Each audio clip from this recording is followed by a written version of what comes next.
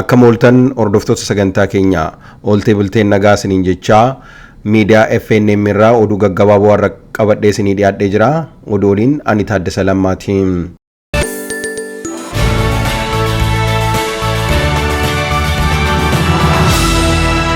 Dubbiin Oromiyaatti nagaa buusuu wawwaatamaaf tureef karaa qabachuu hedduu fakkaata jedhe xiinxalaan siyaasaa Jawaar Mohaammed. Mootummaan ifatti waamicha nagaa dhiyeessee jira. Waraanni bilisummaa Oromoos waamicha kana karaa nagaatiin akka fudhatu ibsa adeemsa marii nagaa keessatti wantoota guutamuu qaban ifatti tarreessee jira. Hamma gara marii qabatamaatti ce'uuf hafe. Gamni lamaanuu araarsituu yookiin modereetara irratti waligaluun filachuu qabu. Kanarratti mootummaan araarsituu alaa irratti mormii qabu kaasuu qaba. Lolli kun sadarkaa jaarsota biyyaatiin milkaa'uu danda'u bira darbee jira. Carraan bifa sanaan dubbiin furuu bara 2018 fi 2019 dabre. Amma sababa teeknikaa loojistikaa seeraa fi walamantaaf jecha qaamni alaa jidduu jiraachuu dirqama jedhe obbo Jawaar. Hoggansi siyaasaa hayyoonni fi uummanni bal'aan abdiin amma uumame kun saffisaan hojiitti akka hiikamuuf deeggarsa barbaachisaa mara gara lachuuf godhamuu qaba jedhe.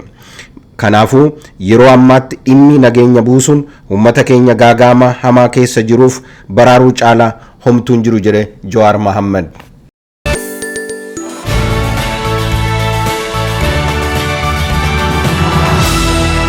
Arrabsoon maqaa haadhaa yookiin qaama saalaa dha'uun addunyaarra bakka hedduutti baramaadha.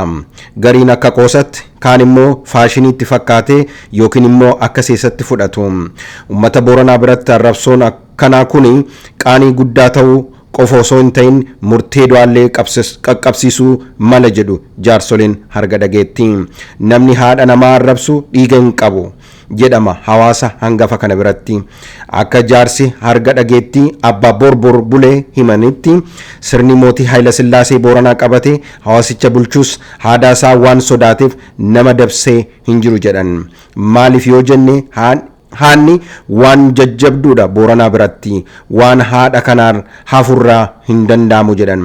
Aadaan kun akka inni ammanutti gadaan otuu hin ta'in kan dhala namaa fi uumamaaf kenname jalqaba kaasetti waaqni uumama yeroo uumu safuu carree fi fokkuu wajjin uume. Gaafa mootummaan nama bulchuu eegale aadaan Booranaa lafa dhufetti jedha. Abbaa borbor amma murtiin hedduu akka seera biyyattitti jedhu malee akka aadaan murteen kennamaa hin jiru. Garuu namoonni haadha namaa arrabsan ammatti uummata biratti fudhatama hin qaban jedhan abbaa borbor bulee.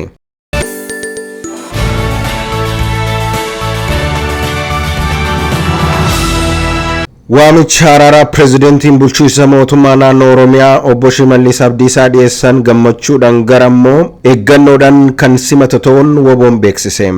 Dubbii himaan idila addunyaa WBO kan ta'an obbo Odaa Tarbii yaada pireezidant Shimallis caffee Oromiyaa irratti himanii walqabateen addatti BBCdhaaf deebii kennaniin waamichi kun tarkaanfii gaariidha jechuudhaan ibsa baasaniin immoo waamicha akka kanaa kana duras taasifamee kan ture yoo ta'u WBO'n qabatamaan gara araaraatti wanti nama galchuu garuu hin jiru jedhee amanaa. Marii nagaaf ta'uuf immoo qaamni biyya keessaa walaba ta'ee jira jedheen amanu.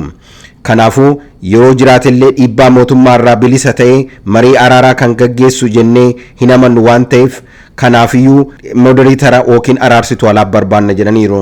Marii hiika qabeessa gaggeessuudhaaf ajajoota WBO fi namoota maricha irratti hirmaatan zoonii waraana keessaa ba'uu fi seenuu fi loojistikii jidduutti barbaachisaadha jedhan. Loojistikii dhiyeessuu fi wabii nageenyaaf immoo dhaabbileen idila addunyaa walaba ta'an barbaachisaadha jedhanii amanu. Dabalataan waamichi kun bifa idilee ta'een dhiyaatee taajjabdoon idila addunyaa irratti hirmaachuu qaba jedhan dubbii himaan WBO Odaa Tarbii. Xalayaan guraandhala bara 1916 barreeffame waggaa 100 booda mana jireenyaa kibba London jiru qaqqabe. Poostaan xalayaa kun baatu chaappaa magaalaa baas kan naannoo Ingilaanditti argamtutti chaappaa fakkii Joorji Shanaffaa yeroo UK bulchaa turan ofirraa qaba. Xalayaan kunis magaalaa Crystal Palace apartmentii nama Fenelon Glen jedhamu kan daandii Hamlet irratti argamutti bara 2021 itti kenname. Fenelon Glen akkamiin xalayicha kun akka ture hin beeknu jedhanii jiru. Qaqqabbiin waggaa 100 Olof kan tureef baay'ee nama ajaa'ibsiisa jedhanii jiru. Tajaajila poostaa Royal Mail yeroo kanatti maaltu akka ta'e mirkanaan wanna himan hin qabnu jedhaniiru. Xalayaan kun Britain keessatti yeroo waraana addunyaa tokkoffaa fi hanqina nyaataa uumameen jedhame nyaanni hirmaannaa jalqabeen waggaa san barreeffame. Mootii Joorji Shanaffaa immoo yeroo san waggaa 5 aangorra ture. Wanna nama ajaa'ibu.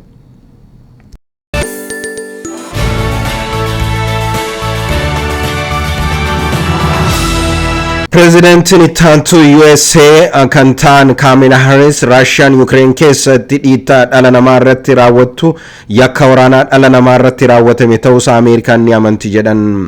Raashiyaan Ukraine keessatti haala suukaneessaa namoota ajjeesuu, namoota dararuu, gudeeduu fi buqqisuun yakkoota hedduu raawwatte jechuun dubbatan. Prezidentiin ittaantuu kun haasawaa kan taasisan nageenya magaalaa Munich keessatti taa'ame irrattidha.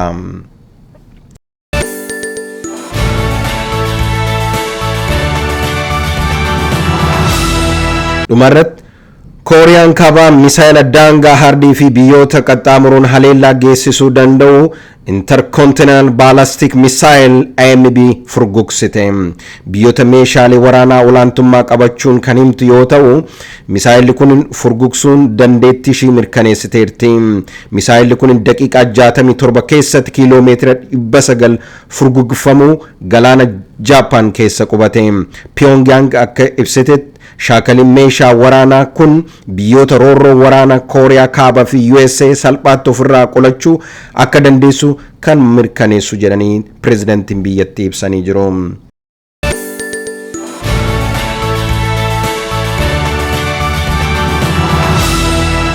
Egaa hordoftoota sagantaa keenya qophii qabnu har'a gaggabaaboo oduu afaan FNM irraa darbu asirratti goolabnee jirra.